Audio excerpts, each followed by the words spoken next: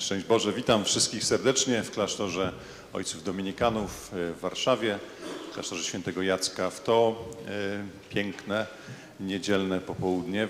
Moglibyśmy powiedzieć, że takie zupełnie codzienne, niedzielne popołudnie. Nasza codzienność taka jest czasami piękna i zwyczajna, a dzisiaj spotykamy się tutaj, aby posłuchać o tym, jak wygląda codzienność bardzo niedaleko od nas, a jednak w zupełnie innej sytuacji. Codzienność pod obstrzałem. To jest to dzisiejsze nasze spotkanie. Witam wszystkich serdecznie. Proszę o przedstawienie gości. Szczęść Boże, bardzo serdecznie wszystkich witamy i zapraszamy na wyjątkowe spotkanie. I dzisiaj naszymi gośćmi będą Marzena Michałowska, wolontariuszka Fundacji Świętego Marcina de Porres w Fastowie w Ukrainie i współzałożycielka grupy charytatywni Freta.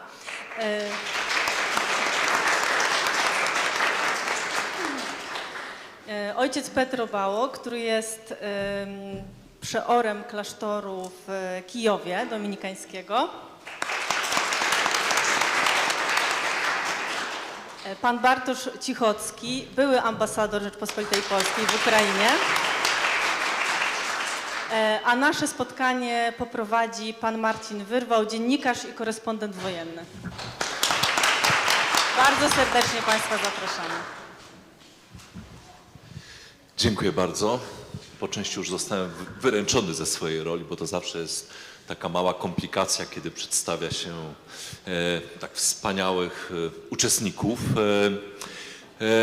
Szanowni Państwo, spotykamy się w momencie, kiedy zbliża się czwarta już, kto by pomyślał, czwarta rocznica tej pełnoskalowej agresji Rosji na Ukrainę, chociaż w takich momentach ja zawsze przypominam, że ta wojna tak naprawdę, i o tym trzeba pamiętać, trwa już prawie 12 lat, bo ona się zaczęła tak naprawdę, kiedy Moskwa zaatakowała rosyjski Krym i rosyjski Donbas.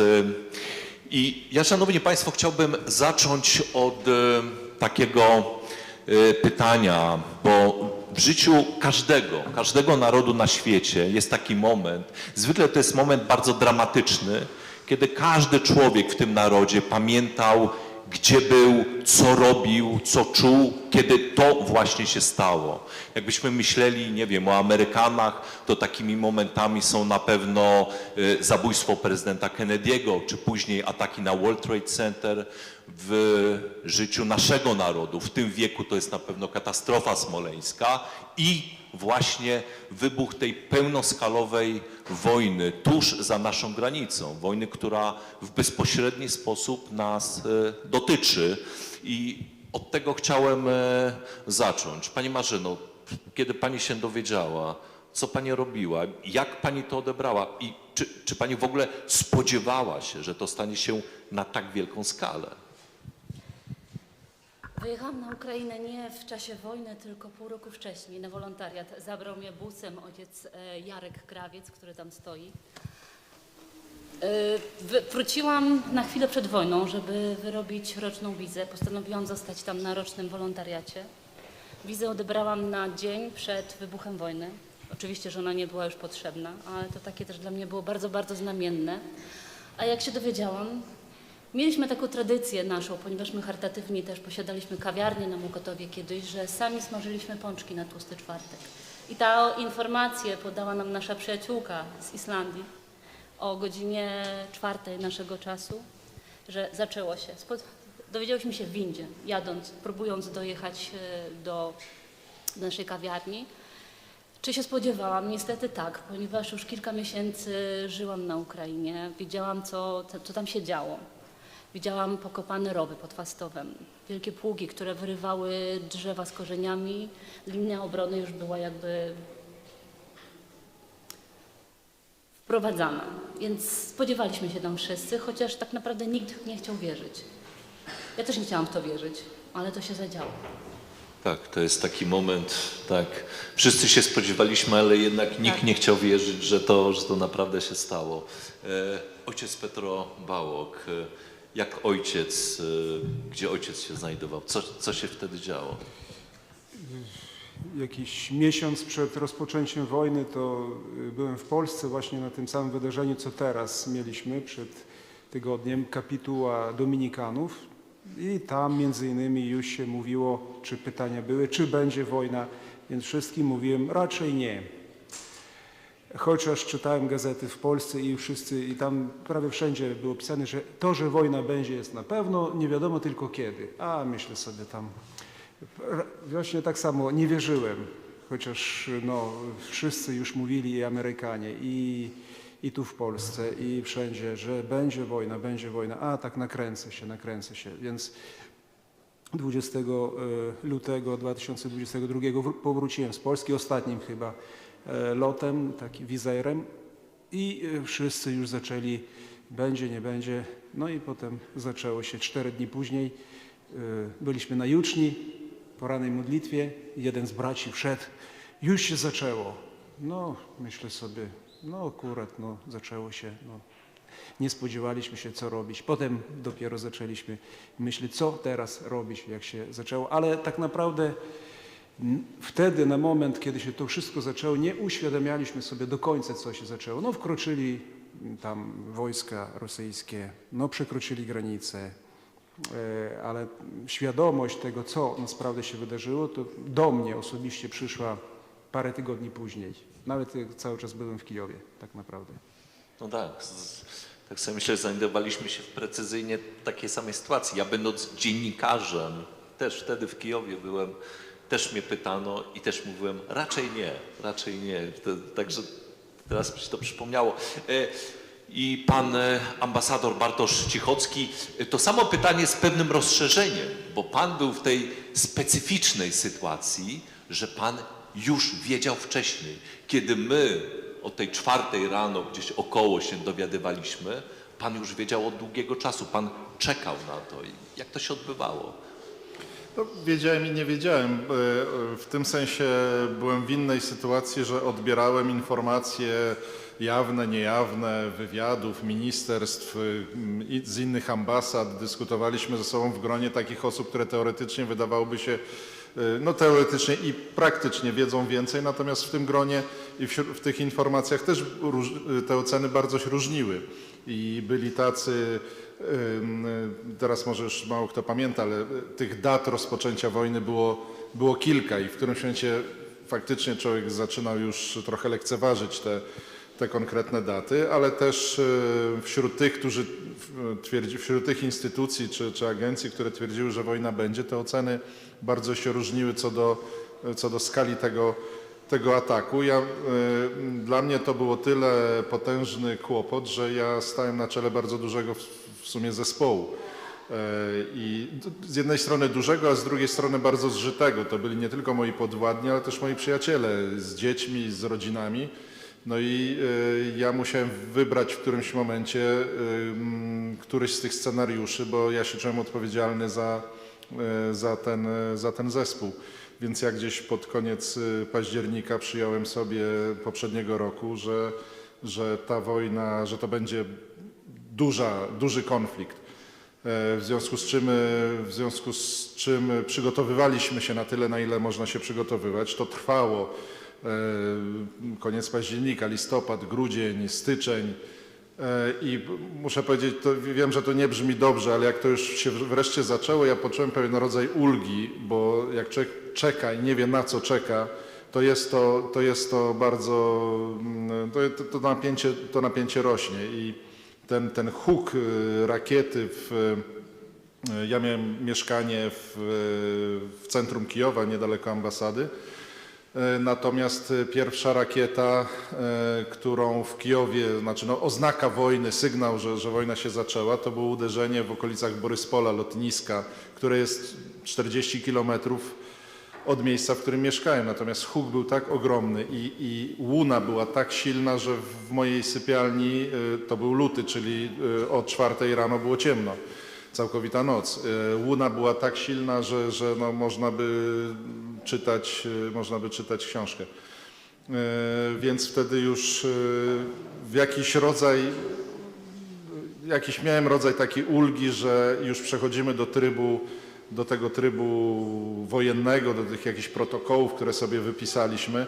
O tyle też odczuwałem ulgę, że nasze dzieci, małżonki wysłaliśmy wcześniej do domu dokumentację, część majątku, część rzeczy, które nie powinna wpaść w ręce wroga. Natomiast oczywiście zaczęły się dziać rzeczy, na które nikt nie może być przygotowany. Kijów jest miastem, był miastem wtedy wielkości Berlina, ponad 4-milionowym. To miasto w moment opustoszało. Naszym jedynym towarzyszem zewnętrznym poza ambasadą był kot bezdomny i kruk. No i a potem się pojawili na szczęście dziennikarze tacy jak Marcin, jak Jacek Łęski z TVP, inni. To było wolontariusze, z podziemi wyrastali ludzie ze Świnoujścia, z oddalonych miast, którzy no, zapakowali swoje samochody czym mogli i ruszyli. Co było dla nas zdumiewające, myśmy się szykowali na to, że nie będzie telewizji, nie będzie internetu, a tymczasem to wszystko było, więc my tę wojnę oglądaliśmy na różnych mediach społecznościowych, tak jak wszyscy, tylko że ta wojna się do nas zbliżała już na kilometry, więc no, to było uczucie niekoniecznie komfortowe. I ja się czułem jak w jakimś filmie dokumentalnym o II wojnie światowej. Jak wyrosły te blokposty, te punkty kontrolne, obsadzone na początku przypadkowymi dosyć ludźmi z przypadkowym uzbrojeniem. No ja miałem wrażenie, jakbym oglądał sceny z filmu o Powstaniu Warszawskim. To jakieś może psychiczna taka samoobrona, że człowiek nie traktuje realnie tego, co widzi, tylko jak jakiś film. Każdy z Państwa wykonuje dosyć ma inną rolę w społeczeństwie. Tutaj mamy osobę związaną z działalnością charytatywną, opiekuna duchowego, człowieka wówczas zaangażowanego w działanie mechanizmu państwowego, szczególnie w tych pierwszych dniach, tygodniach, jak zmieniło się Wasze życie i Wasze funkcjonowanie w tych rolach. Pani Marzeno. Z Anią, która zapowiadała nasze spotkanie, my praktycznie mieszkałyśmy tutaj 3 miesiące. Od rana do wieczora. A on jest włączony w ogóle? Z Anią, która rozpoczynała to spotkanie, my prawie mieszkałyśmy tutaj 3 miesiące. Tutaj mnóstwo przesiedleńców, uchodźców przyjeżdżało, korzystało z noclegów na terenie klasztoru, a my przyjmowałyśmy dary, tiry, autokary, wszystko to przepakowywałyśmy właściwie we dwie same. Znajomi ruszyli z taką pomocą, pytali, co jest potrzebne. I tutaj zacytuję ojca Jarosława Krawca, który powiedział: Boże, jak dobrze, że Ty byłaś kilka miesięcy wcześniej na Ukrainie, Fastowie, bo wiesz, co tam jest naprawdę, tak naprawdę konkretnie potrzebne. To był taki bardzo niezwykły czas. Wszyscy wierni z naszego kościoła ruszyli z tą pomocą, tak jak powiedziałam, razem z małżonką pana Bartosza, panią Moniką. Całymi dniami pracowałyśmy albo tutaj, albo w naszej fundacji. Odbierałyśmy mnóstwo telefonów od różnych osób, od różnych instytucji i starałyśmy się tak pracować, żeby ta pomoc humanitarna trafiała tak naprawdę już 2 dni później. Udało się właśnie dzięki pani Monice, panu Bartoszowi wywieźć prawie 2000 matek z dziećmi z Fastowa i z wiosek Opoda. A może tylko powiem, że w Fastowie znajdują się ojcowie dominikanie od bardzo dawna. Działało tam takie centrum społeczne, humanitarne, które w pierwszych miesiącach wojny w obwodzie kijowskim było jednym z największych, ponieważ było tam 150 wolontariuszy. Co 2 dni autokary z kobietami, ze starszymi ludźmi przyjeżdżały na polską granicę. Tam przesiadały się te osoby do polskich autokarów. Z polskich autokarów przepakowywana była pomoc humanitarna, którą my tutaj pakowaliśmy. I ta wymiana trwała tak chyba 2 miesiące. To były bardzo, bardzo mocne momenty. Bardzo. Ojciec Petro, jak praca ojca się zmieniła w tym momencie? Więc spotkaliśmy się z braćmi na takim naszym zebraniu w tych pierwszych dniach wojny, no i zaczęliśmy rozmawiać, co robimy, wyjeżdżamy czy zostajemy. Większość czy prawie wszyscy, zostajemy, dobrze. Ale co robimy? No to przyjmujemy trochę ludzi. Nie mamy takiego centrum jak w Fastowie dużego i w ogóle nasza główna działalność to Instytut Nauk Religijnych, tam wydawnictwo takie dydaktyczne, wydawnicze i tak dalej, ale mamy budynek, no to parędziesiąt osób przyjęliśmy w tych naszych pokojach, bo mamy ściany takie grubsze i ludzie się bezpieczniej czują niż na jakimś piętrze, gdzie to wszystko może przelecieć. Więc razem tam posiłki były i coś takiego. Różne idee były, co robić. Może jeden brat mówi, odmontowujmy wszystką technikę, tam rzutniki czy coś, bo nam tu wszystko, mówię, a tam jak spadnie bomba, to budynku nie będzie po co te rzutniki, niech wiszą. Takie, ja miałem takie trochę, może to dobrze, że nie uświadomiałem sobie skalę tego. Potem się patrzyłem w wiadomości, że rosyjska armia jest już pod Kijowem.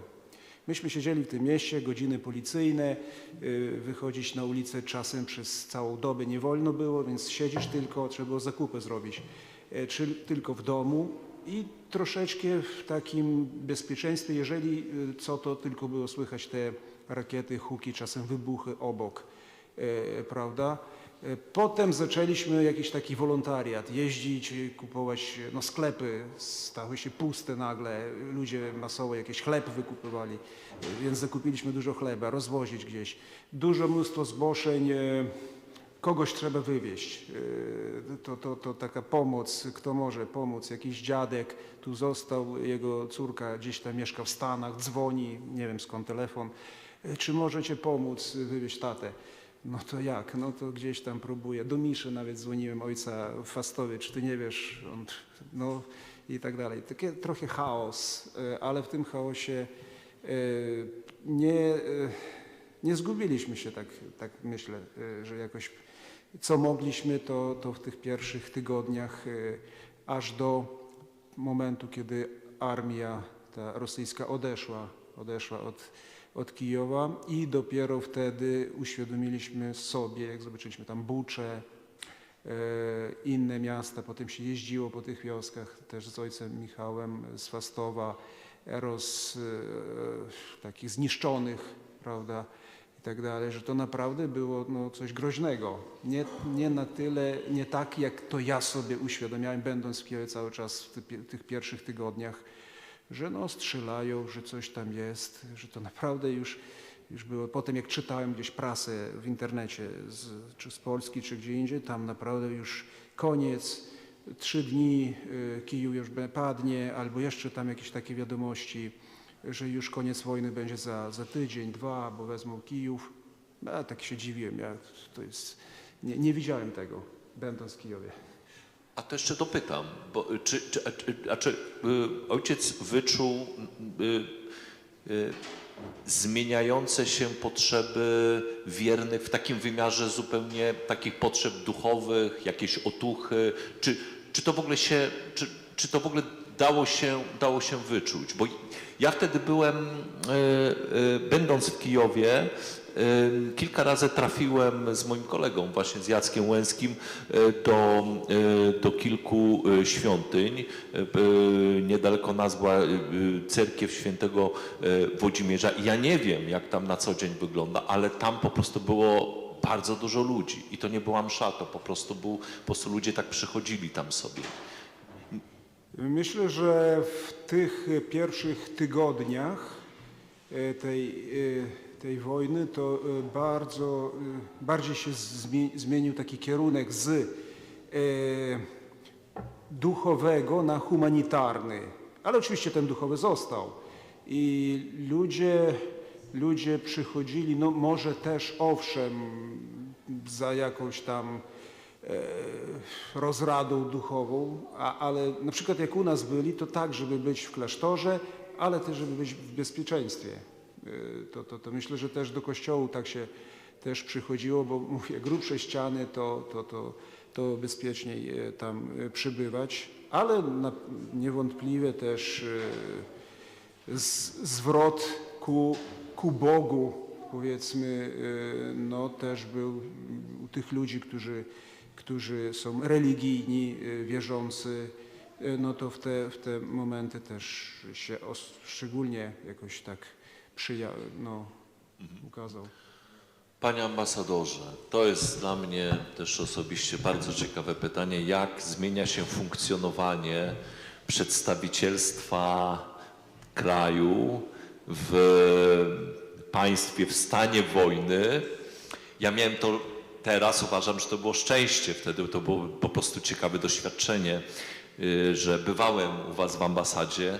Proszę sobie wyobrazić państwową instytucję, w której jest trzech ludzi na co dzień w sytuacji wojennej.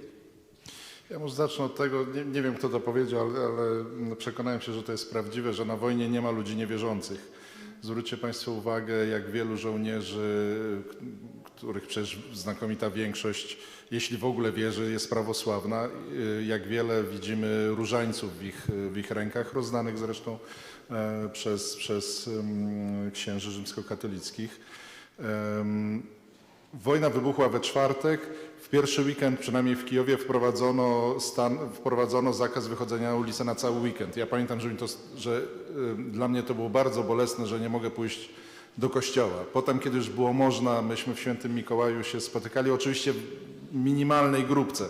Polskie msze w ogóle nie są liczne, nigdy nie były liczne w Mikołaju, a Polacy też mieli najłatwiej, mieli dokąd wyjechać, polscy Ukraińcy, tak powiedzmy, znali teren, więc ich szczególnie ta parafia się skurczyła, ale fakt, że można było pójść na mszę, że można było się, akurat tam prowadzą oblaci, to było bardzo pokrzepiające.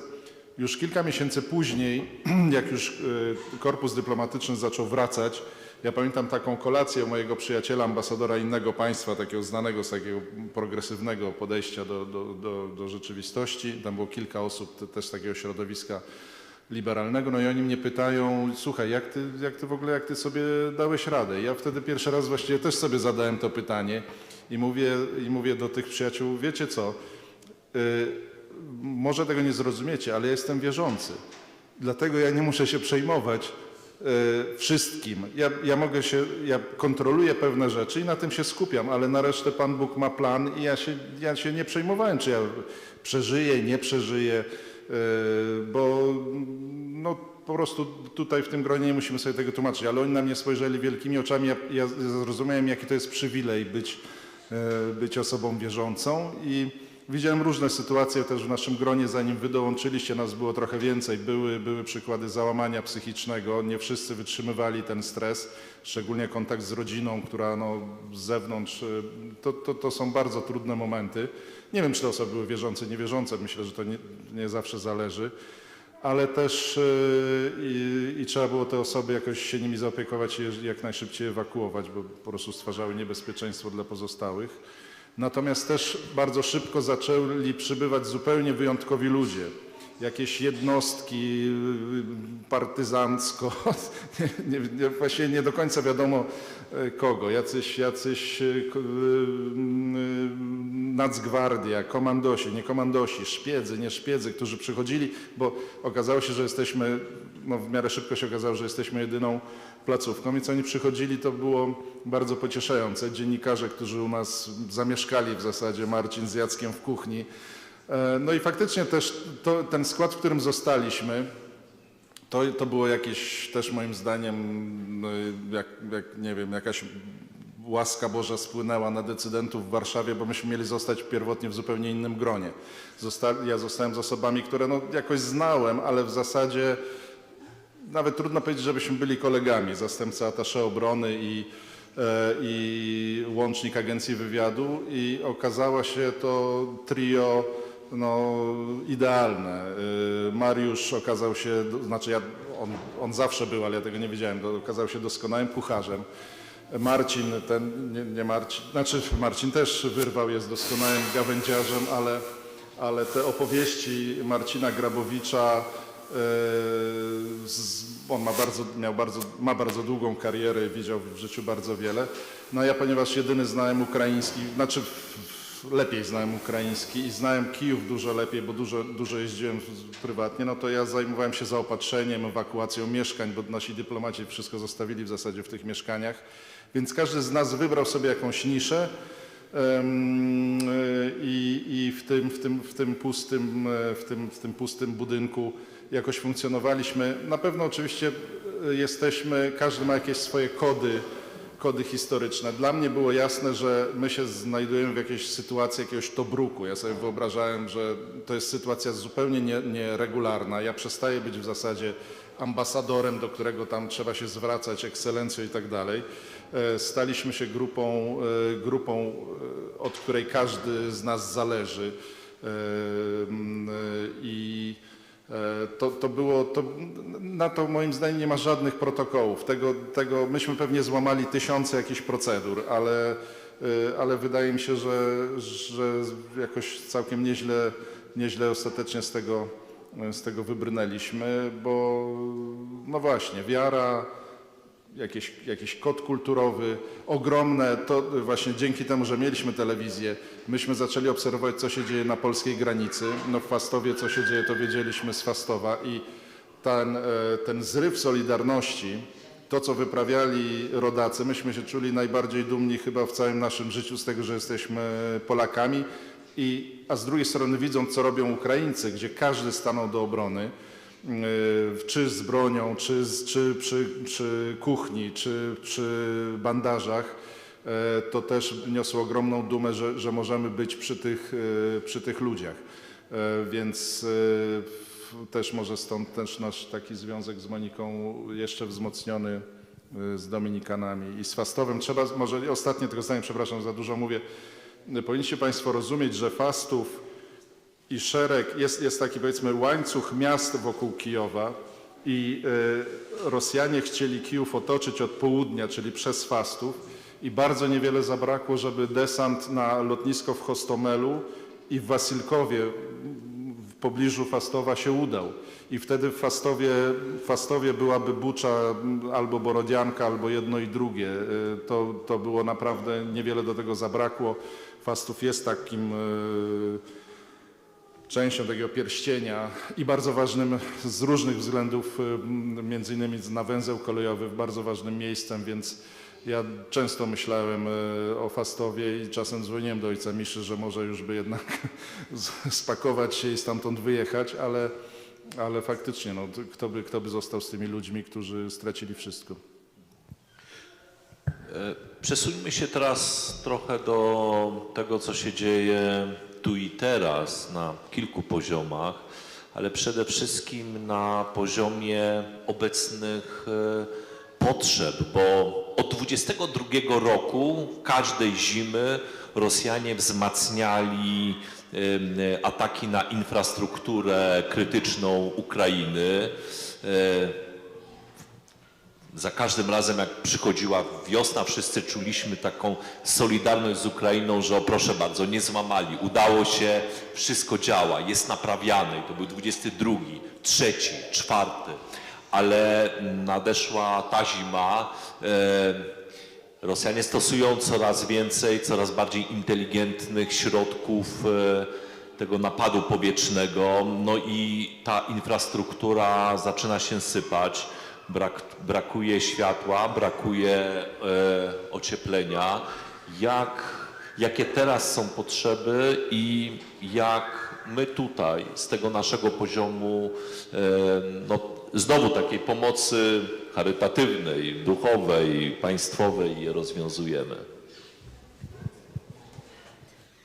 W piątek nad ranem wyruszaliśmy razem z Pawłem do Polski z Fastowa. Przyjechał z humanitarką dzień wcześniej i wyjeżdżając dostaliśmy później już informację, że rakiety spadły na kuchnię socjalną, pociski spadły na kuchnię socjalną w Chersoniu, którą prowadzi Fundacja Świętego Marcina de Porys. Tam też jest piekarnia, z której korzysta prawie 1000 osób dziennie. Chleb wypiekany jest także dla żołnierzy. Tam też jest pralnia socjalna, także dla żołnierzy. Ta informacja jakoś tak nas bardzo przebiła, a kilka godzin później okazało się, że po tym piątkowym takim potwornym ataku na infrastrukturę krytyczną, przede wszystkim w obwodzie kijowskim, Od dzisiaj w Fastowie każdy budynek będzie miał przez pół godziny prąd. Nie można nawet naładować powerbanka.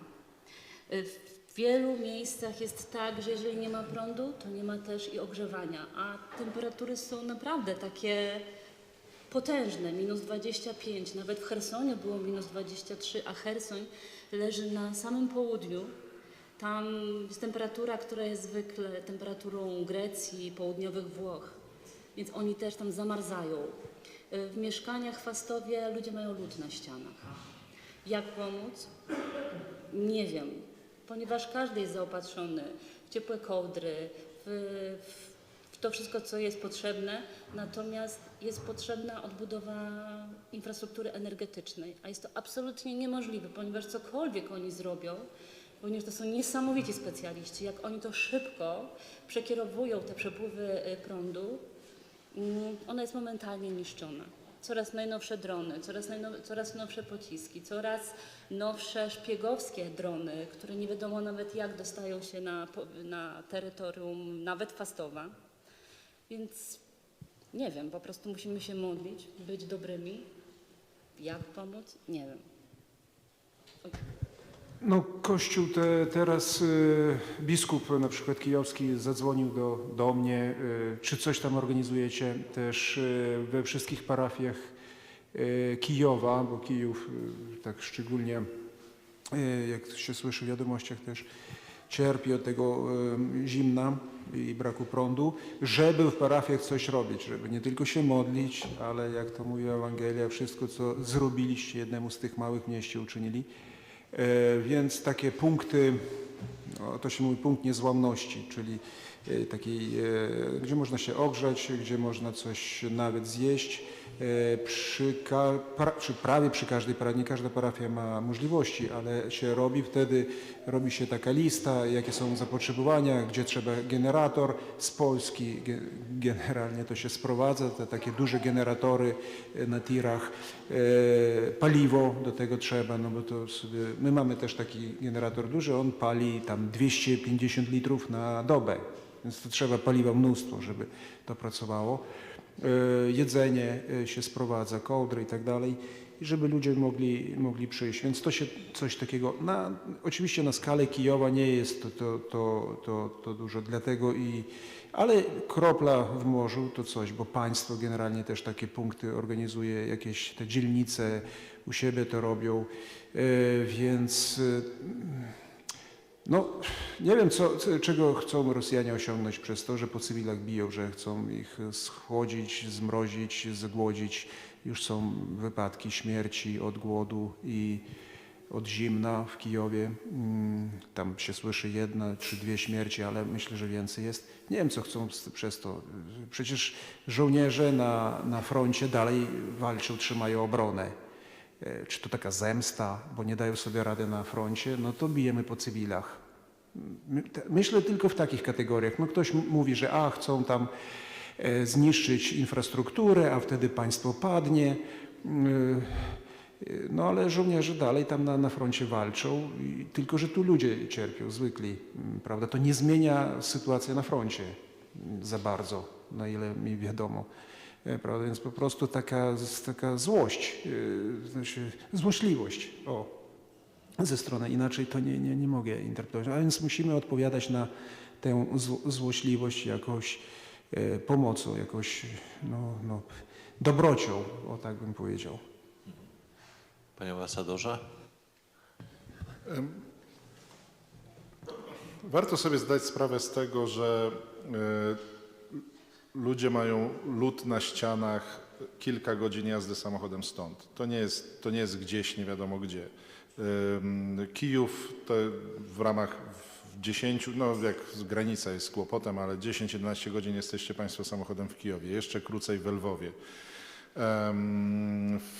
Kijów to jeszcze jakoś, on koncentruje na sobie uwagę, ale takie miejscowości jak Fastów, które wcale nie są mało liczebne, tam jest gorzej. Natomiast można pomóc.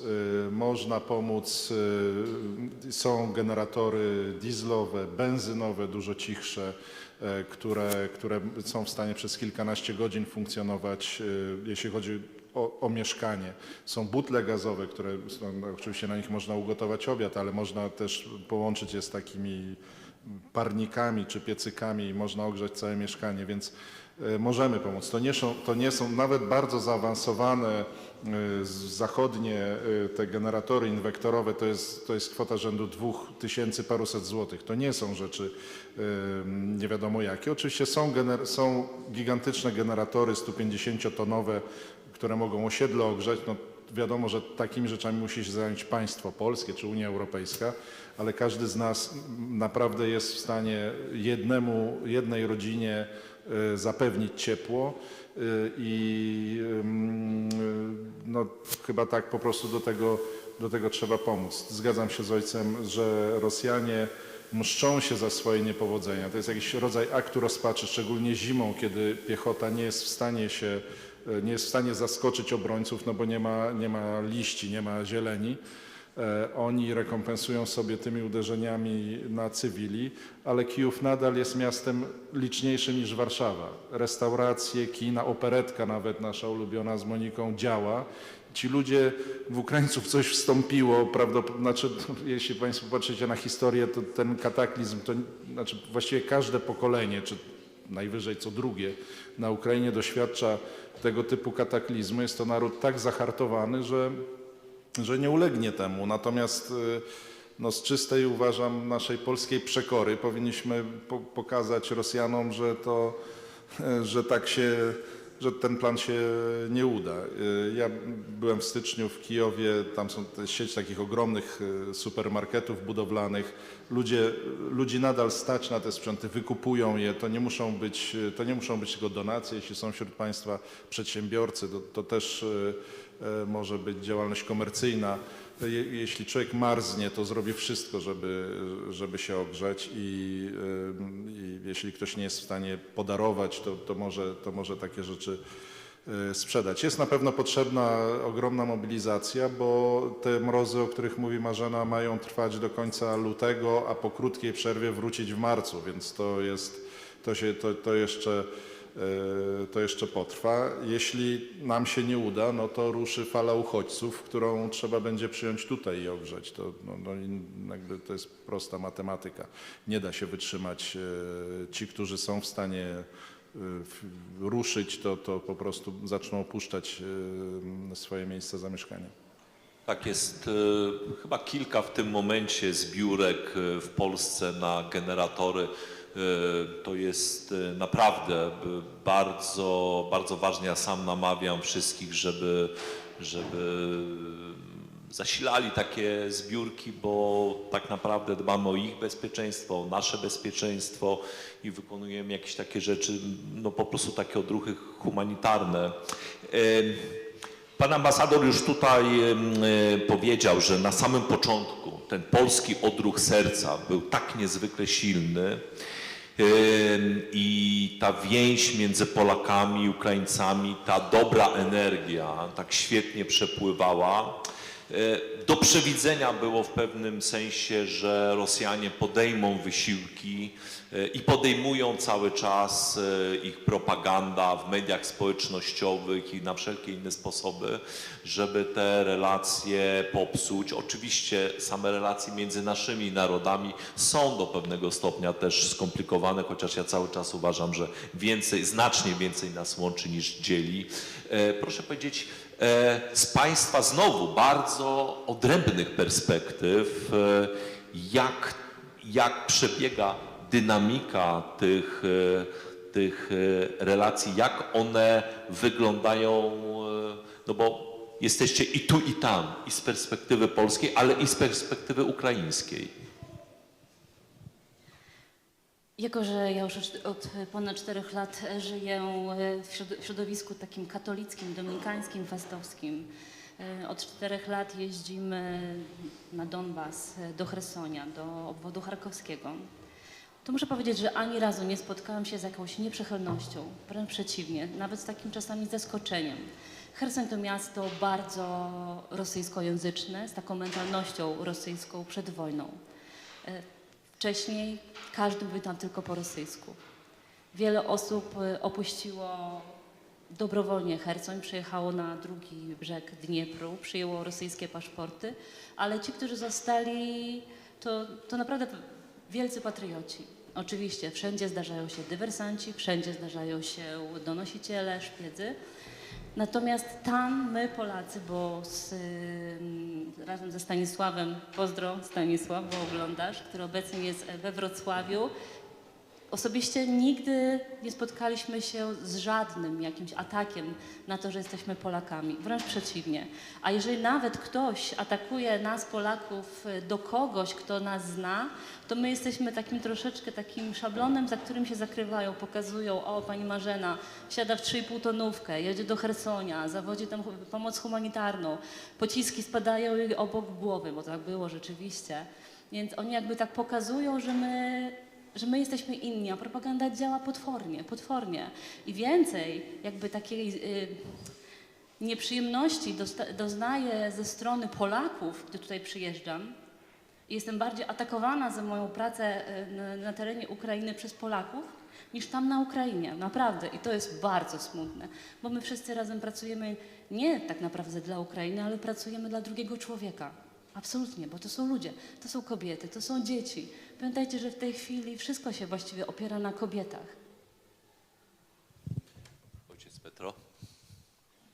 No, zgadzam się, że propaganda rosyjska od czasów carskich poprzez Związek Radziecki i teraz kontynuuje swoją działalność i niestety owoce tego często widać. Ja osobiście mam świetne relacje ze wszystkimi, kogo znam z Polski. Mieszkam w klasztorze, gdzie jestem przeorem jeszcze, to większość braci jest z Polski.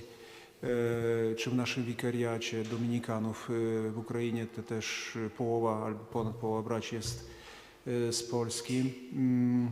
Ale widzę też, jak pod wpływem między innymi propagandy, które wykorzystuje, jak to zawsze propaganda, troszeczkę prawdę i troszeczkę kłamstwa, czy jakieś takie proporcje. Czasem pół na pół, czasem no, różnie. No, na przykład na Ukrainie propaganda wykorzystuje korupcję władzy, tak? No patrzcie, wasza władza was okrada, tam coś tam, no i ludzie patrzą, a tak, i nienawiść do władzy. A już trzeba czas na Majdan zrzucać tę władzę. No to jest tylko na rękę wroga. A potem jacyś tu czytam jakieś wiadomości w sieciach, jacyś, nie wiem, tu jakieś partie polityczne podsycają coś tam, niechęć tam do Ukraińców, do czegoś tam. No to wiadomo, że coś tam na jakichś historycznych, na czymś, na tym, prawda, nieprawda, i to ktoś za tym, tysiące ludzi idzie. Wszystko na rękę okupantom, nie? Możemy teraz się Kiedy jest pożar, to się nie spieramy o przyczyny, kto podpalił, tylko gasimy. A już potem sobie wyjaśnimy, kto to zrobił, kto jest winien i tak dalej. Natomiast jak ludzie zaczynają dyskutować, kiedy dom płonie, dlaczego płonie, kto wody nie dał, a kto nie uprzedził, a kto jest a kto tego sąsiad, to wszystko spłonie. Nie? Więc dla nas teraz najważniejsze, że się nie pokłócić z przyjaciółmi, z sąsiadami, bo to tylko na rękę, i z historii to też znamy, temu agresorowi, prawda, który szuka możliwości, jak skłócić sojuszników, przyjaciół historyczne, takie, owakie, korupcję wykorzystuje, czasem prawdę wykorzystuje, bo jest korupcja w Ukrainie oczywiście i to nas, Ukraińców, najbardziej wkurza, prawda, ta korupcja, bardziej niż ludzi za granicą. Bo państwo trzeba bronić, a ktoś tam władzy kradnie te pieniądze, które miały pójść na coś tam, prawda, ale wróg to wykorzystuje, trzeba się jakoś tak skupić na tym pożarze, który ten jest, żeby go zgasić i żeby się to uspokoiło i wtedy będziemy sobie już te wyjaśniać różne rzeczy. Jakoś tak to widzę. Panie ambasadorze? Marzena bardzo ciekawie mówi o tej perspektywie ludzkiej, społecznej. Ja mam tę wyjątkową sytuację, że no, uczestniczyłem w tym poziomie, tym mechanizmie państwowym, jak powiedziałeś, i społecznym. Ja może zacznę od tego, że pracowałem na Ukrainie od 2019 roku, więc długo przed wojną, przed COVID-em. Na początku w ogóle bardzo słabo mówiłem po ukraińsku, jakoś tam się uczyłem, no ale lubiłem robić zakupy, czy tam no, w prywatnym czasie sam się zajmować. I wielokrotnie spotykałem się z sytuacją, kiedy sprzedawca, czy tam, nie wiem, jakiś pracownik jakiegoś sklepu, no rozpoznawał, że jestem Polakiem, bo nawet jak nauczyłem się tych kilku zdań, no to ten akcent zdradzał. Nigdy nie spotkałem się faktycznie w Kijowie, bo to też trzeba dodać. Co innego jest zachodnia Ukraina, co innego jest jeszcze wschodnia Ukraina.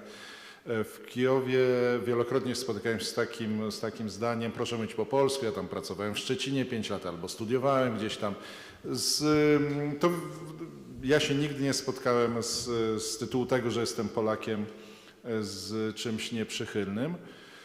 Natomiast jeśli chodzi o ten poziom państwowy, my się wszyscy zetknęliśmy ze skalą kryzysu, no, której nikt za życia tych premierów, prezydentów, ministrów nie mógł widzieć, bo to jest coś największego dla Ukrainy i Polski od II wojny światowej, więc tu nie można mówić o jakimś doświadczeniu.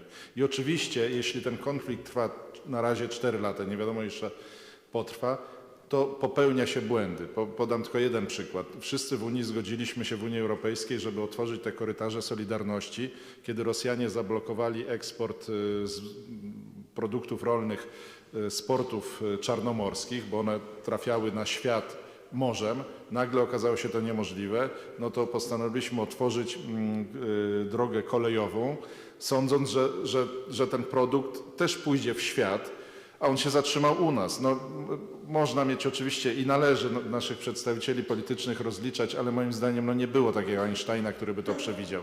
I oczywiście wtedy zaczął się ferment, no bo ja mam kontakt z rolnikami w Polsce, oni chcą wspierać Ukrainę, no ale najpierw muszą nakarmić swoją rodzinę. No i to jest moim zdaniem sytuacja zrozumiała. W transporcie tym towarowym bardzo dużo się zmieniło. Firmy ukraińskie przejęły w zasadzie ten rynek. Nasze firmy zostały wcześniej wypchnięte z Unii Europejskiej. To też są tragedie wielu firm, przedsiębiorstw, ich pracowników i ich rodzin. Trzecia rzecz. Do nas napłynęło w tej grupie Ukraińców bardzo wiele osób ze wschodniej Ukrainy. Nie tylko, to nie jest najmniejszy problem, że oni są rosyjskojęzyczni. Ta mentalność, jakbym powiedział, jakaś posowiecka, w której niewiele jest przywiązania do ukraińskości.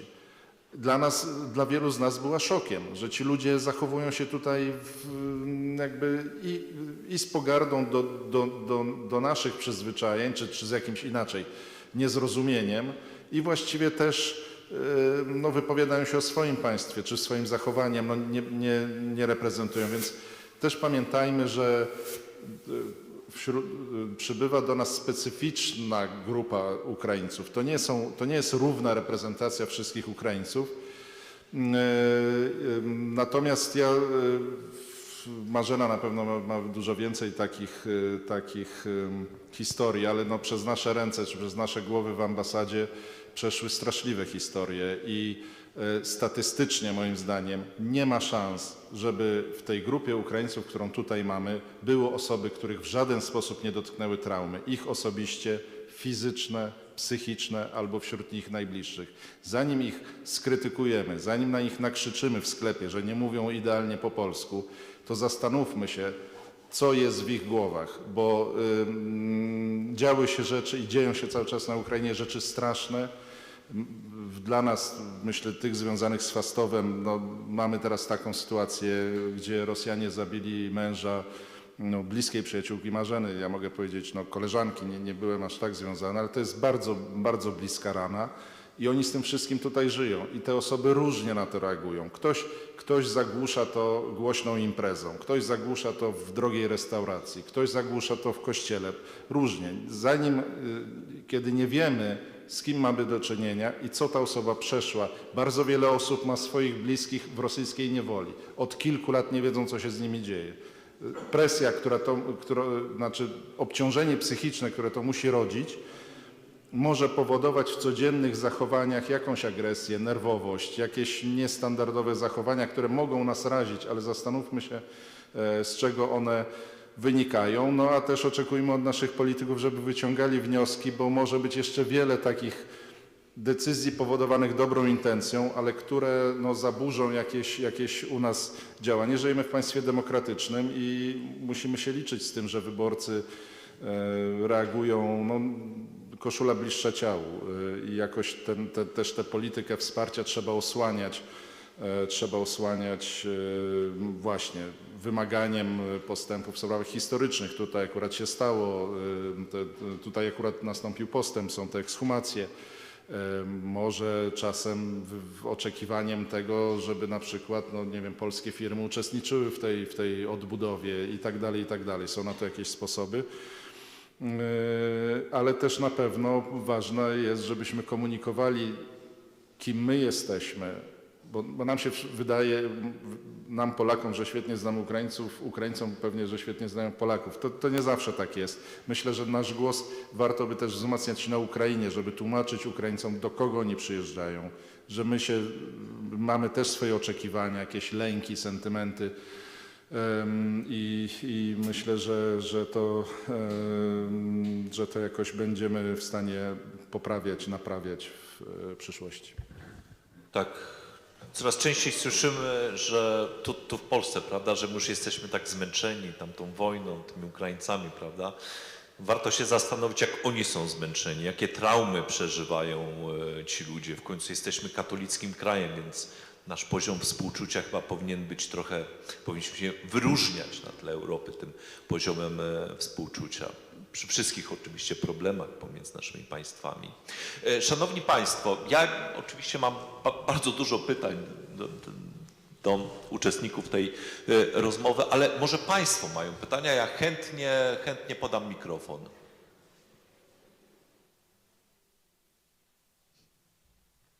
To proszę się zastanowić, a ja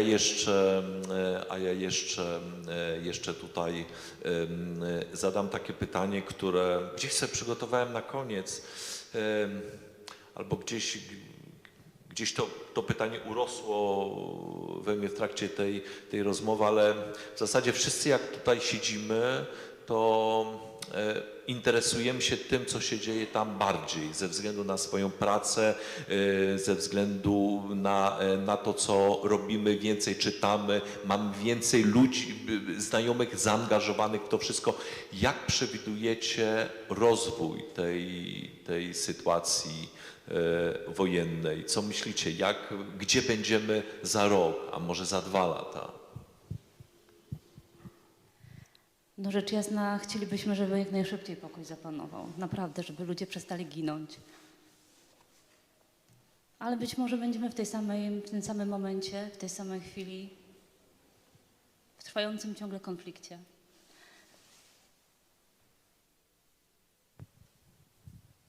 Ojciec Petro?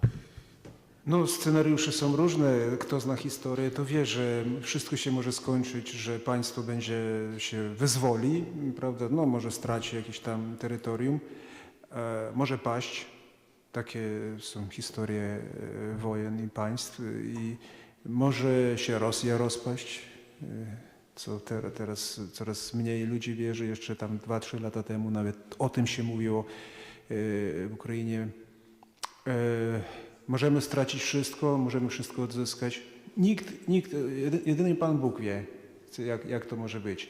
Ludzie teraz, może jeszcze parę lat temu, jak się wojna rozpoczęła i były jakieś takie nadzieje, wyzwolony Cherson, coś tam od Kijowa odeszli, to się mówi o zwycięstwie wręcz, że zwyciężymy Rosję. Teraz się coraz mniej albo prawie już się nie mówi o zwycięstwie.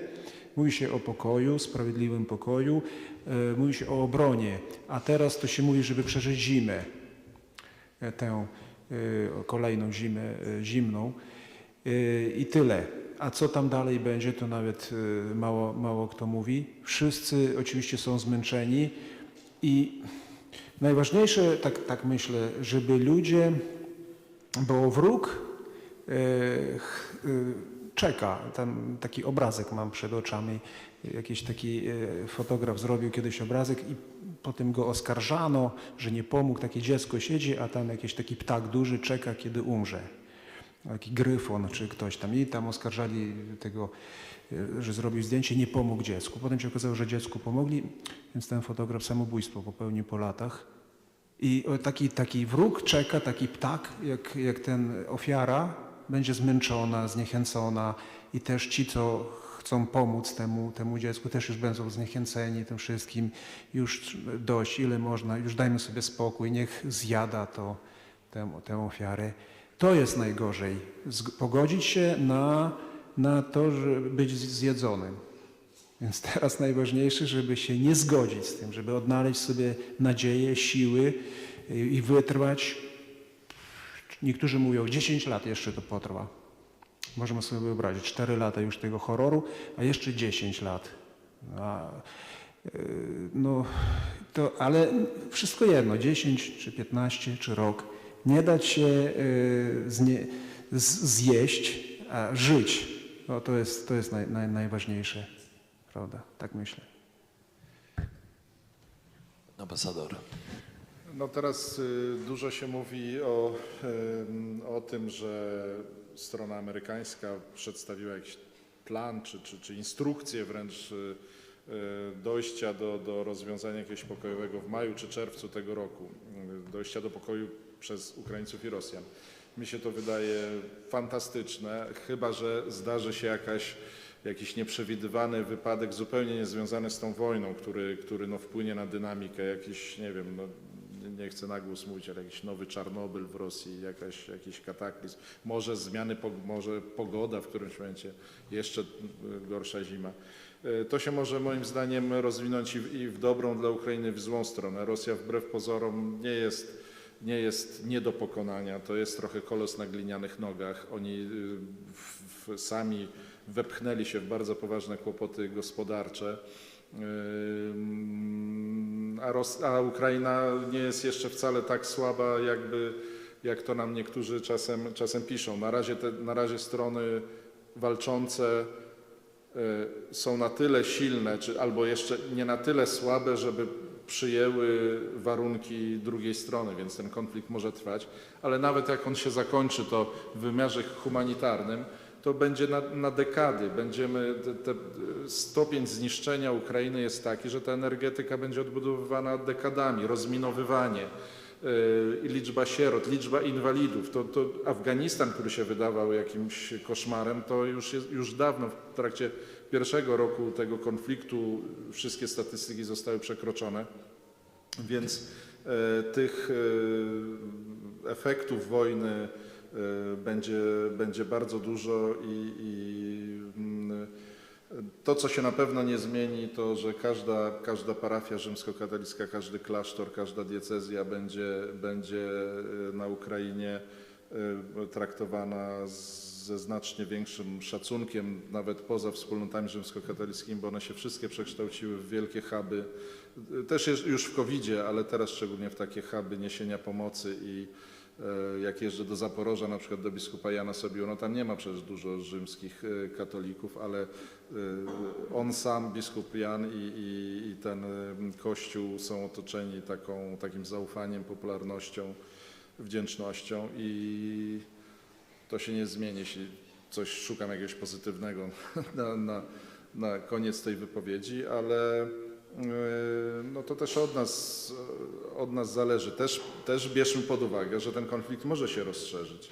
Ja nie twierdzę, że w Polsce może się powtórzyć dokładnie taki scenariusz jak na Ukrainie z kolumnami czołgów i tak dalej, ale już widzimy te podpalenia, te zamachy na kolei, te cyberataki. Ojciec Jarosław mówi, że wszystkie strony dominikańskie padły godzinę przed naszym spotkaniem. Nie wiem, kto tu jest taki ważny w tym panelu, ale widocznie ktoś jest, że komuś się chciało zaatakować te strony. Także w jakimś sensie już jesteśmy w tej wojnie, ale to może być jeszcze gorzej.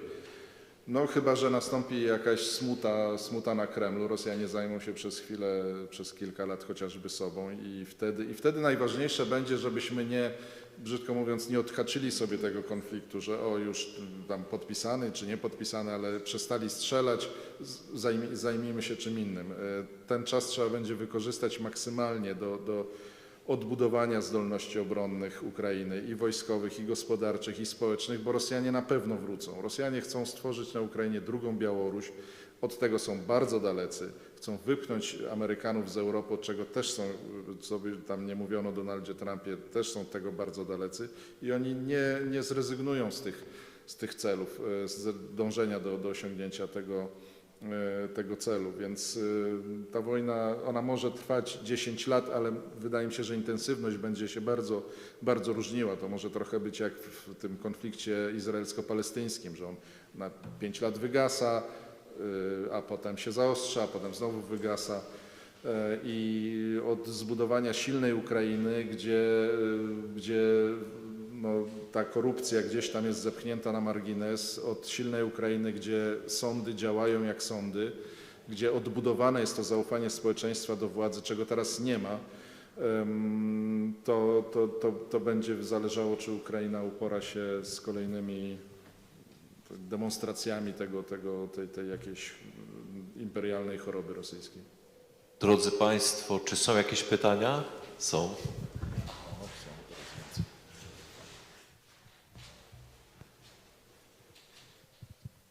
Ja właśnie bym bardzo poprosiła jeszcze o rozwinięcie tego tematu zmiany ewentualnej, znaczy no musi być jakaś zmiana nastrojów społecznych, bo raz, że jest to kolejny rok wojny, jest coraz więcej ofiar, tak ojcowie, mężowie, bracia nie wracają z frontu.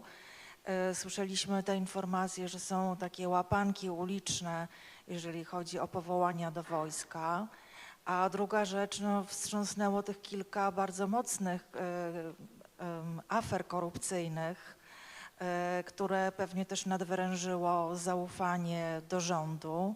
I chciałam się zapytać Państwa, jak to widzicie w tych rozmowach, czy nadal jest nadzieja, jest zapał, że będziemy walczyć za wszelką cenę, czy już po prostu rezygnacja, no właśnie jakie jest nastawienie, jaka jest stawka tego ewentualnego, nie wiem czy pokoju, czy nawet czy rozejmu najpierw.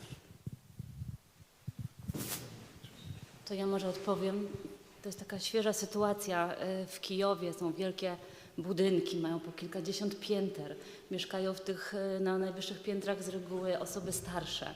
Więc jeżeli przez kilka dni nie ma prądu, one nie mogą opuścić swojego mieszkania, nie mają wody, nie mogą korzystać z toalety. I nasza koleżanka ostatnio zapytała taką starszą panią, czy nie ma pani już dosyć? Ona powiedziała, ja wszystko wytrzymam. -50. Wytrzymam wszystko, bo nie ma ruskich. Nie, naprawdę, to jest tak waleczny naród, naprawdę, to jest z moich takich obserwacji, z moich takich przeżyć osobistych, z tego, co się wydarzyło i w Chersoniu, i w Fastowie. Ci ludzie dają radę, naprawdę, to jest tak, pomyślcie sobie Państwo sami o sobie. Albo pomyślcie, no właśnie, znajdujemy się w takim miejscu. 5 lat II wojny światowej, ja kiedyś się zastanawiałam, jak warszawiacy sobie dawali radę, jeszcze z powstaniem. 4 lata żyję w kraju, w którym naprawdę toczy się wojna. Nie taka filmowa. To jest taka wojna, której nikt z nas by sobie nawet nie był w stanie wyobrazić. To tak chciałam odpowiedzieć na to pytanie. Chciałem tylko dodać, że chyba najwięcej w społeczeństwie ukraińskim oburzenia z powodu właśnie tych łapanek na ulicach. Trochę lubię historię i tam czytam sobie, nie wiem, czy jakakolwiek wojna kiedyś była bez łapanek. Zawsze na siłę wdrążano do wojska w historii. Chodzili po prostu i z wiosek brali żołnierzy. Nie było tak, że zapraszali. No byli tam patrioci, jakiś odsetek, że szli i tam walczyli, ale generalnie państwo wykorzystywało presję i siłę, żeby brać na wojnę i teraz to samo robi. Oczywiście, że robi to czasem tam przekracza. Rosyjska propaganda to bardzo dobrze wykorzystuje. Są te z telefonami teraz każdy nagrywa to wszystko, wrzuca do sieci. Patrzcie, co z wami robi wasza władza. No i teraz wróg numer jeden to już nawet nie Putin, a ci wojskowi, co łapią ludzi na ulicy. Czyli wróg, najważniejsze to jeszcze od Chińczyków, nie tam jakiś autor, co pisał metody wojny, zerwać mobilizację i wtedy zwyciężysz przeciwnika, żeby nie było poboru do wojska, jak nie będzie komu bronić państwa, no więc za wszelką cenę nam teraz trzeba, żeby jednak byli obrońcy, żeby byli żołnierze. Korupcja, skandale korupcyjne, no to jak powiedziałem, to jeszcze bardziej oburza obywateli w Ukrainie niż jakieś tam nawet ataki dronów, bo do ataków dronów to już jesteśmy przyzwyczajeni, a natomiast jak słyszy się, że przyjaciele tych najwyższych osób władzy to coś tam skradli, a te pieniądze miały być na rakiety, na przeciwdronowe jakieś systemy, i dlatego ludzie cierpią i jest zimno i ale coś się dzieje z tego powodu. Myślę, że każda wojna, nie było takiej wojny, żeby było wszystko tak bez korupcji, bez kradzieży, bez kłamstwa i tak dalej, że tylko wróg kłamie, wróg kradnie. Nie. Wszędzie jest tak. Niestety, jak tylko się zaczyna wojna, to grzech jest po obu stronach. Niestety. Ale od tego, że grzech jest po stronie ofiary, to ofiara nie przestaje być ofiarą. O tym trzeba też pamiętać i nie poddać się tej propagandzie, że jesteście też grzeszni, tak samo jak i my, no to już musimy się rozejść albo musicie oddać te terytorium, już pogodzić się na przegraną i tak dalej. Nie musimy. Tak, jesteśmy grzeszni, ale to nie znaczy, że trzeba się dać zabić. Ja szybciutko tym razem spróbuję. Wojna faktycznie silnych czyni jeszcze silniejszymi, słabych jeszcze słabszymi, biednych biedniejszymi, bogatych bogatszymi. Ja patrząc na te rzeczy, o które pani pytała, staram się jakoś nie tyle krytykować Ukraińców, co zastanawiać się, jak będzie w Polsce. I my też mamy wyniki badań opinii publicznej, gdzie ludzie pytani, co się stanie w przypadku inwazji. Bardzo duży odsetek, kilkadziesiąt procent odpowiada, że wyjedzie.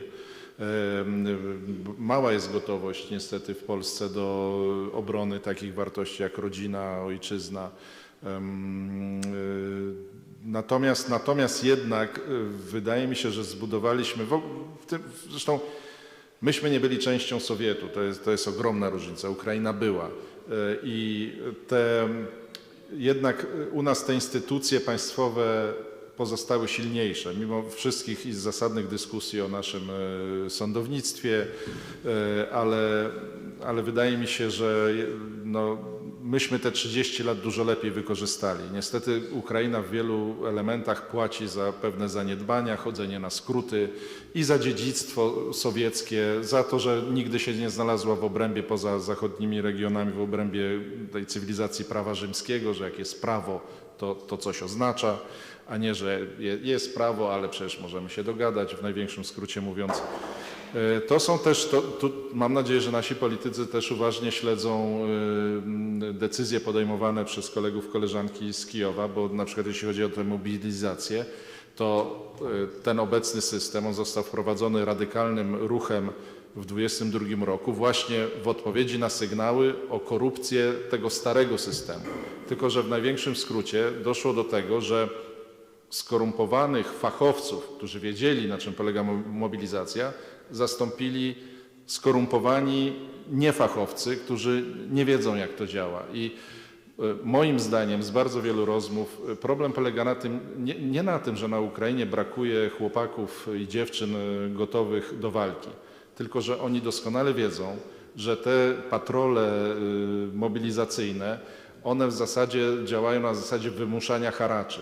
że są stawki w tysiącach dolarów za uwolnienie się od tego, a nawet jak ktoś trafi na front, to korupcja jest nawet w okopach, bo ta armia, która stanęła w lutym 22 do walki, jej już nie ma, jej fizycznie nie ma. Dowodzą szczupli, przystojni jak Marcin, albo nieszczupli, nieprzystojni jak ja. To są tatusiowie mniej więcej około 50, którzy to jest rezerwa, gdzie też z etyką, moralnością i pewnymi odruchami jest bardzo różnie. I ci chłopcy, po których się zgłasza patrol mobilizacyjny, oni po prostu się obawiają, że przetrwają kilka dni na froncie po prostu w wyniku złej jakości dowodzenia, korupcji, takiego trochę tumiwisizmu, który w każdym państwie w 4. roku wojny będzie. A mimo to bardzo te instytucje, na przykład kolej ukraińska, o której się zawsze mówiło, że jest taką dojną krową, że te mafie, że ci oligarchowie z tego żyją. Ta kolej dzisiaj działa bardziej punktualnie niż PKP czy Bundesbahn, czy Deutsche Bahn, ratując tysiące żyć ludzkich. Banki. Przepraszam, nie chcę być złośliwy na naszych zachodnich sąsiadów, ale jestem absolutnie pewien, że w kilku państwach dawno system bankowy by padł, ludzie w panice wyciągaliby pieniądze i to by nie działało. Na Ukrainie okazuje się, normalnie wszędzie są kantory, bankomaty, oddziały działają, nikt jakby nie panikuje. Wiele decyzji zostało podjętych bardzo dobrych, ale też były decyzje błędne, bo nikt wśród nich nie znalazł się nigdy w takiej sytuacji. I my teraz uczmy się i dobrych decyzji, i błędów, i módlmy się o to, żeby się u nas te błędy nie powtórzyły, i pracujmy też z naszym społeczeństwem, żeby odbudować jednak przekonanie, że rodzina, ojczyzna jest wartością, za którą której należy oddać nawet życie, nawet zdrowie, bo tego dzisiaj niestety nasze szkoły i niestety nasze rodziny bardzo rzadko nie uczą.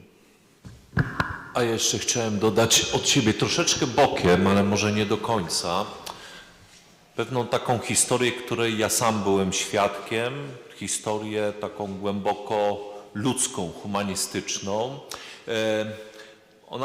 Ona mi wpadła do głowy, jak pan ambasador powiedział, że my mieliśmy to szczęście, że nie byliśmy w tym bloku sowieckim.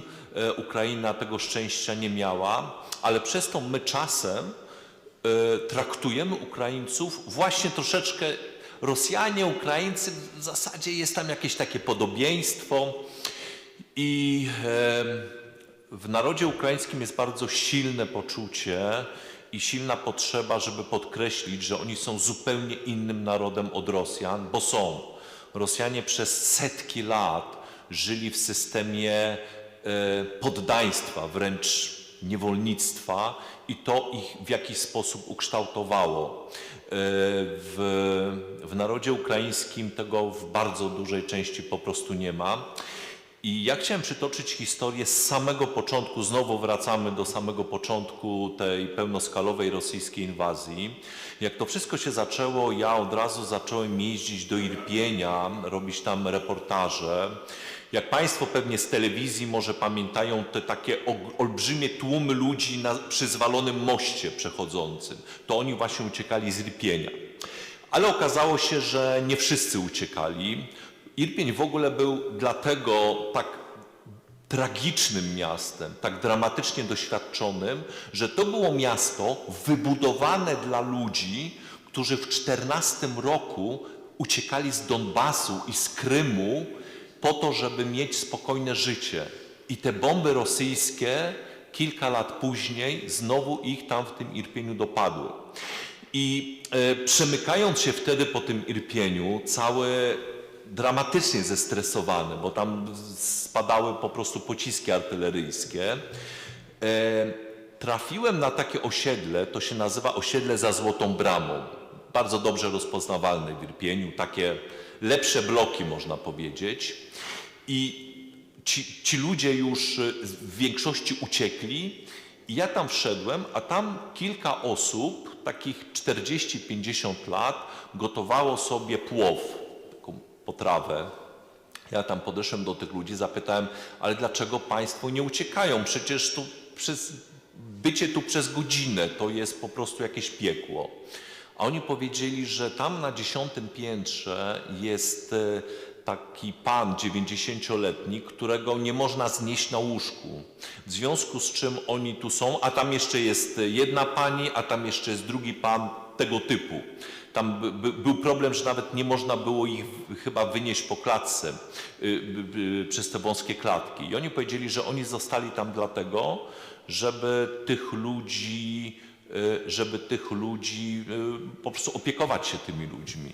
I już na zakończenie tej rozmowy, ponieważ ja sobie to nagrywałem, żeby ta informacja poszła na zachód, jak to się odbywa, co tam się dzieje. I oni wtedy właśnie, jedna pani podkreśliła, mówi, że to jest właśnie to, co nas odróżnia od Rosjan. Oczywiście są różni Ukraińcy i różni Rosjanie, ale to są dwa bardzo różne narody. Przepraszam, ja jeszcze mogę tutaj w nawiązaniu do dyskusji, jaka się wywiązała po pytaniu pani, jak państwo widzą sytuację obecną i w przyszłości? No jest dużo mężczyzn, Ukraińców poza granicami. Jak oni są odbierani w kraju teraz i w przyszłości? Czy na przykład ci panowie, którzy u nas pracują, jak się wojna skończy, będą, że tak powiem, mogli jechać spokojnie do domu i budować Ukrainę, czy będzie się na nich krzywo patrzyło? Dziękuję.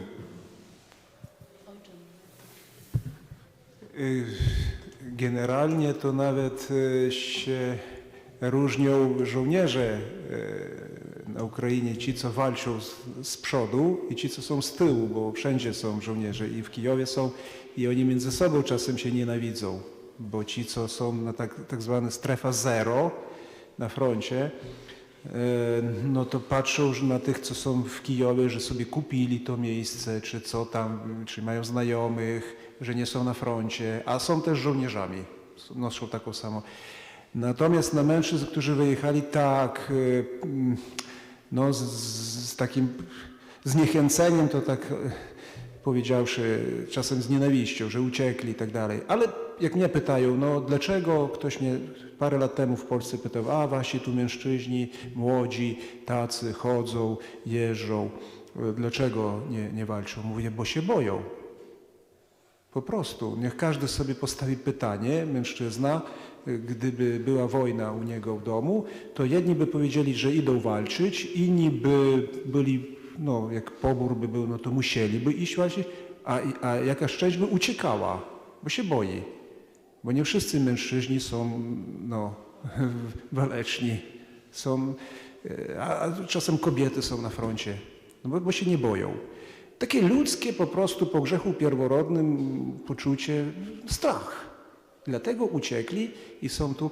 No i potem, daj Panie Boże, że będzie koniec wojny i powrócą, to niech odbudowują też razem i mam nadzieję, że znajdziemy porozumienie między tymi, kto walczył, tymi, kto nie walczył i tak dalej. Ja bym to tak traktował. Po prostu jest u części społeczeństwa strach. Tak jak u dzieci jest strach, tak jak u niektórych kobiet jest strach, a u niektórych nie ma, u niektórych mężczyzn jest też, u niektórych nie ma.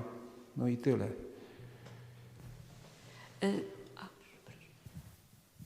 Dodam, byłem w zeszłym roku na dyskusji w Kijowie, między innymi o tym, tam socjologowie, demografowie, fachowcy od tego.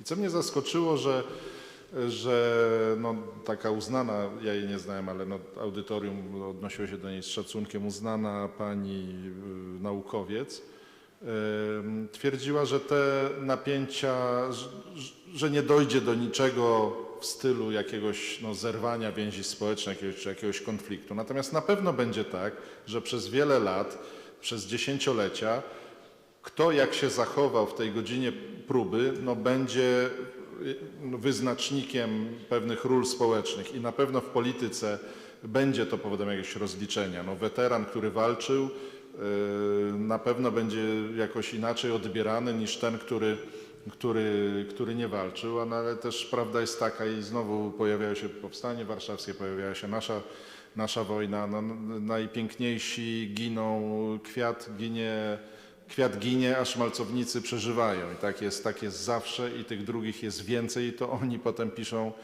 potem piszą historię. I u nas też w Polsce wszyscy wiedzieli, że tam sąsiadka pracowała w Gestapo, a sąsiad grał dla Niemców w teatrze, no ale jakoś, a ilu tam Ślązaków czy Pomorzan w ogóle ze swojego, nie ze swojego wyboru, to jest w ogóle inna sprawa, ale jednak było w mundurze niemieckim, a ktoś tam inny był w mundurze polskim, więc, ale jakoś to się, te rany, to jest też ogromna będzie praca na pewno dla psychologów, kapłanów, wolontariuszy, to będzie ogromne wyzwanie.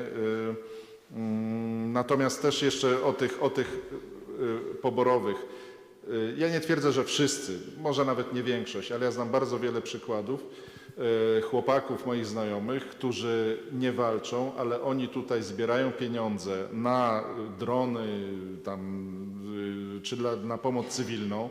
To są ludzie majętni, ale niosący jakąś pomoc, albo to są ludzie, którzy już walczyli, ponieśli takie czy inne rany fizyczne lub duchowe i nie są w stanie dalej walczyć i dlatego tu są. Także też nie wrzucajmy ich wszystkich w jedną kategorię. Ja chciałam zapytać, czy są jakieś informacje, jakieś sygnały na temat relacji między narodem ukraińskim i narodem rosyjskim, znaczy w takiej sprawie. Kiedy w 2014 roku rozpoczął się Majdan w Ukrainie, to właśnie wtedy miały miejsce takie rozmowy między właśnie Ukraińcami, prostymi ludźmi, Ukraińcami i Rosjanami, ponieważ my może w Polsce sobie tak nie zdajemy z tego sprawy, ale przecież w czasach sowieckich rodziny przejeżdżały z jednego krańca Sowieckiego Sojuszu na drugi kraniec. Te rodziny się mieszały, ukraińsko-rosyjskie, część została po stronie rosyjskiej i właśnie od 2014 roku właśnie nastąpiło coś takiego właśnie jakby rozerwanie przyjaźni, nawet nie między rodzinami, ale też między rodzinami dalszymi, bliższymi, bo część została po tamtej stronie, część tu po stronie ukraińskiej, jedni drugich próbowali przekonywać, jaka jest prawda i jak właśnie przez te lata, czy w tej chwili w ogóle wiadomo, jak te relacje wyglądają. Dziękuję.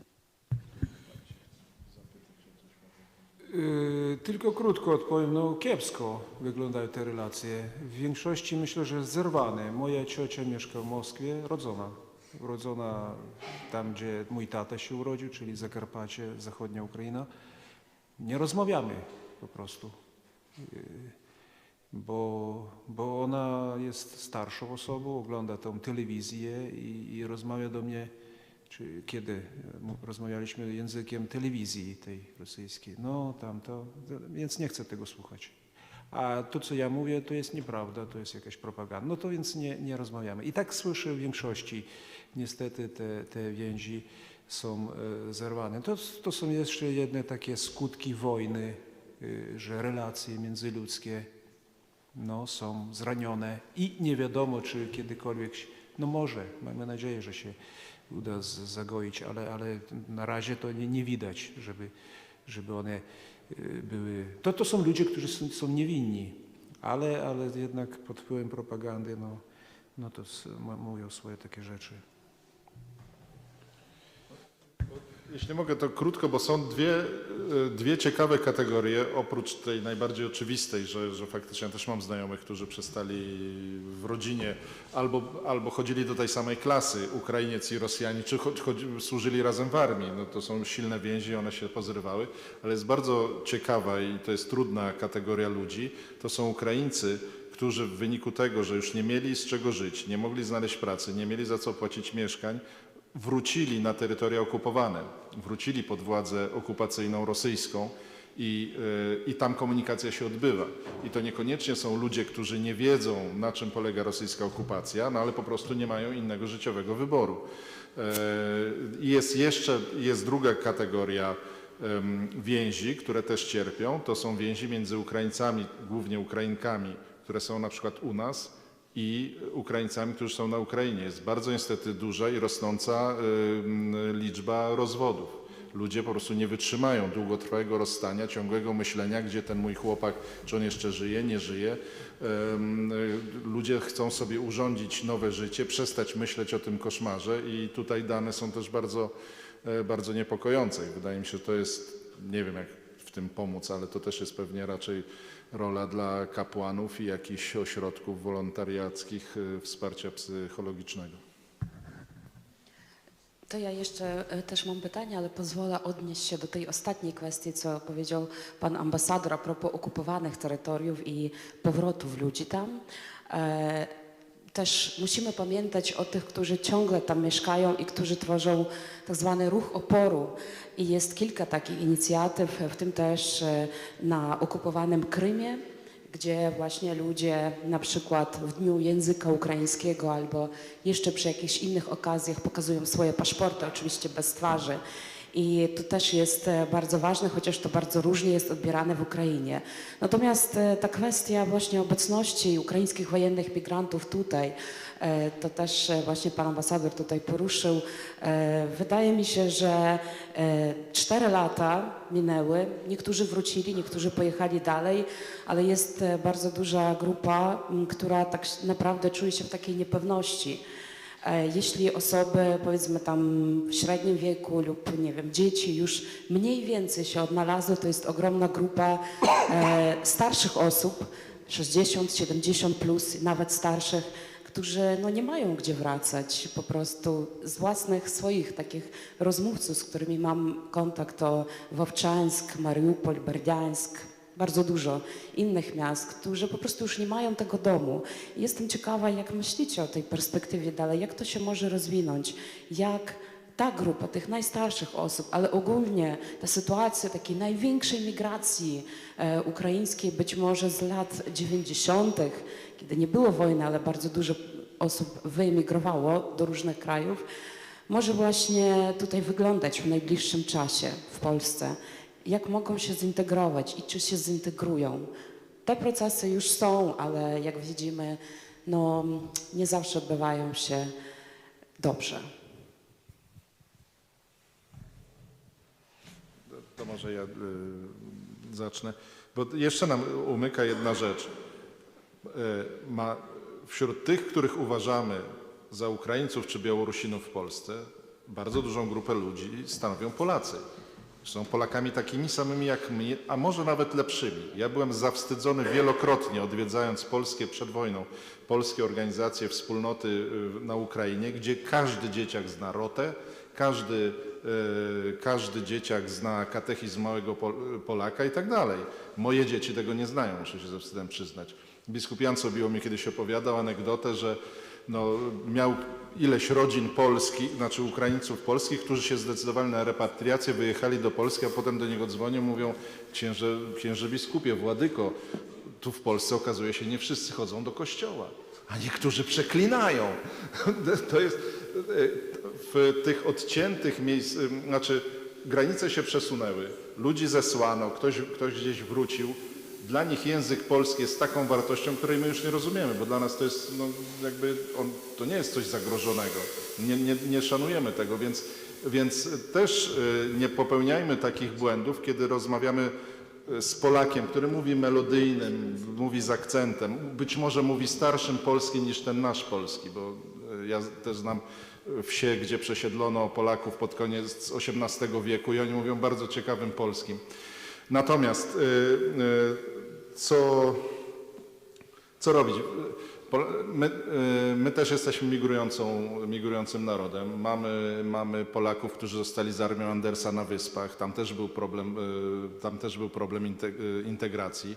Myślę, że jeśli ustanie wojna, to część tych z Bierdiańska, z Mariupola być może jednak wróci, bo będzie to Rosja, ale to będzie ich dom. Tak jak część Polaków do komunistycznej Polski też wracała.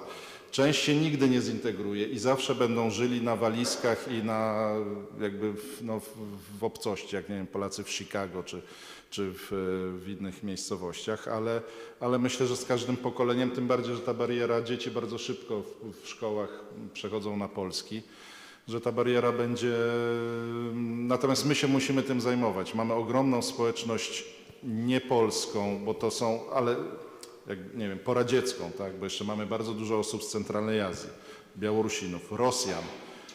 Oni się między sobą komunikują, oni się między sobą, oni są ze sobą w kontakcie, a my nie wiemy tak naprawdę, co się w ich głowach dzieje i to jest dla państwa polskiego ogromne wyzwanie. Tym się trzeba jakoś zająć, ale ja szczerze mówiąc nie wiem, myślę, że znowu to wolontariuszy i księży trzeba pytać. Poruszające są, proszę Państwa, takie historie, ja tu wracam do naszego Chersonia, kobiety, które powracają z małymi dziećmi. Rozmawiałam kiedyś z kobietą, której dziecko miało 2 lata. Powiedziała tak, rozpoczęła się wojna, wyjechaliśmy do Polski. W Polsce nie było dla nas miejsca, wyjechaliśmy do Niemiec. Z Niemiec trafiliśmy do Portugalii, absolutnie inny język, absolutnie inna kultura. Wróciliśmy do Polski, nie mogliśmy się zaklimatyzować.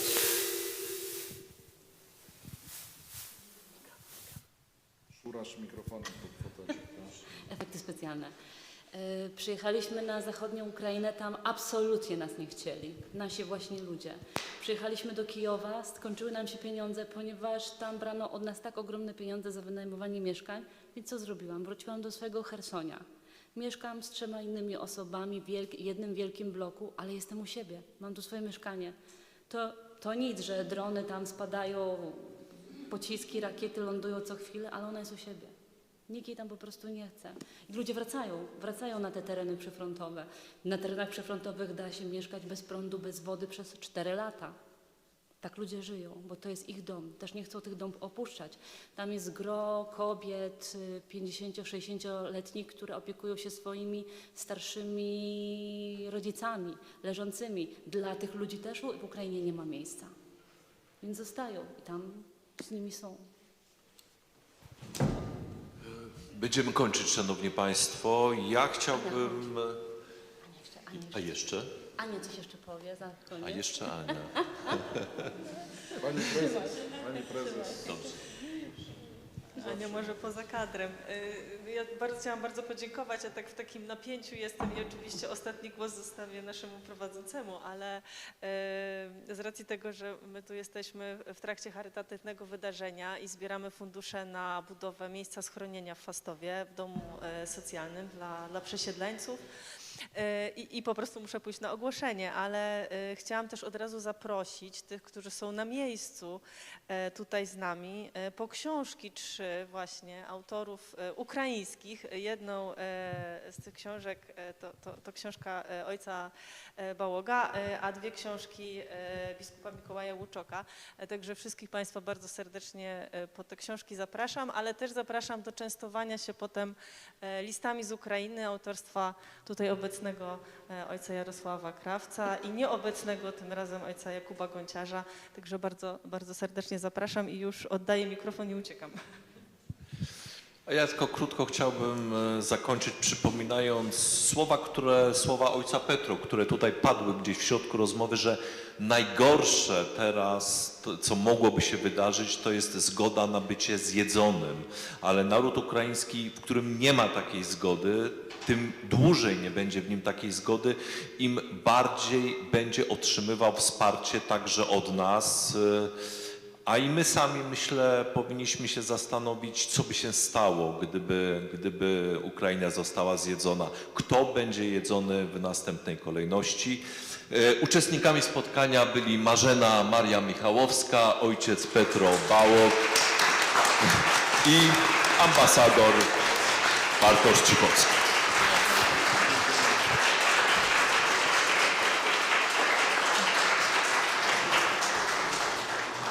Ania jeszcze nie dodała, że te listy z Ukrainy to są takie cegiełki. Mogą Państwo brać, tam stoi skrzynka. Jeżeli ktoś chce wrzucić do tej skrzynki, proszę wrzucić. Jeżeli ktoś nie ma, weźcie tę książkę, przeczytajcie, jak wyglądał Kijów, Ukraina, nasze misje humanitarne. Razem z panem Bartoszem też wyjeżdżaliśmy i do Chersonia, i prawie pod Donbas.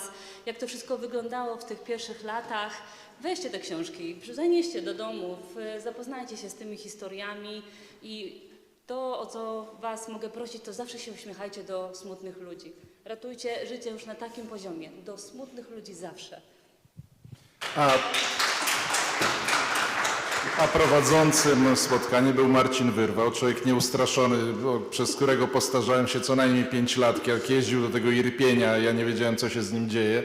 Człowiek, który napisał kilka fantastycznych książek, w tym o Polakach walczących w szeregach armii ukraińskiej i który, z tego co wiem, nie porzucił tego szalonego pomysłu, by jeździć na front i dalej nas informować wszystkich o tym, jak to wygląda i dokąd to zmierza. Brawo, Marcin, dziękuję Ci bardzo.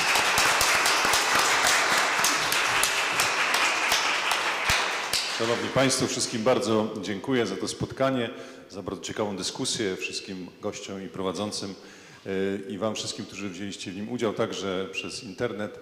Tak jak zostało powiedziane, pamiątką z tego spotkania mogą być te listy z Ukrainy, które są tam po prawej stronie do wzięcia. Wszystkim bardzo dziękujemy i zapraszamy na inne wydarzenia ponownie.